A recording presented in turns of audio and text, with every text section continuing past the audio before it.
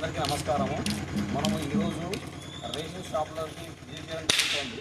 కారణం ఏమంటే ఈరోజు కేంద్ర ప్రభుత్వం నరేంద్ర మోదీ గారి సారథ్యంలో కరోనా సమయం నుంచి దాదాపుగా 6 సంవత్సరాల పైగానే మనకు ప్రతి ఒక్కరికి 5 కిలోలు ఉచితంగా ఇవ్వడం జరుగుతుంది. కానీ తెలంగాణ రాష్ట్ర ప్రభుత్వం మాత్రం 1 కిలో మాత్రమే ఇచ్చి మొత్తము మేమే ఇస్తున్నామన్నట్టుగా ఇప్పుడు ఇట్లాంటి ఫోటోలు అంటే ఇలాంటి బ్యాగుల పైన ఫోటోలు వేసుకొని ప్రచారం చేస్తూ ఉంది. మనం తెలుసు ఒక్కరికి కేంద్ర ప్రభుత్వం 5 కిలోలు ఇస్తే మన రాష్ట్ర ప్రభుత్వం మాత్రం 1 కిలో ఇస్తుంది.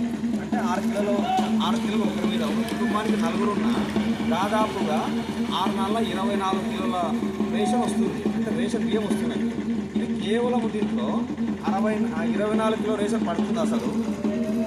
అంటే ఇది కేవలము సొమ్ము ప్రజలది, సోపు మాత్రం కాంగ్రెస్ పార్టీని మాత్రం దానికోసం దీన్ని చేయడం జరిగింది. అర్థం చేసుకోవాలి, నరేంద్ర మోదీ గారు ప్రజలను ఉద్దేశించి పేద ప్రజల కోసము ఉచితంగా 5 కిలోలు ఇస్తున్నారు. అంటే రాష్ట్ర ప్రభుత్వం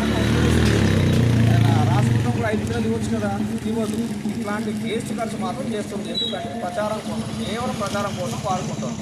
అందుకే ప్రజలు గుర్తించాలి. ఎందుకంటే ఏ ప్రభుత్వం పనిచేస్తుందో ప్రజలు గుర్తించి సరైన నిర్ణయం తీసుకోవాల్సిందిగా ప్రజలకు విన్నవిస్తున్నాను. అట్లాగే మోదీ గారు పేద ప్రజల కోసం ఎన్నో వందల సంక్షేమ పథకాలు అనేది ఇస్తూ ఉన్నారు.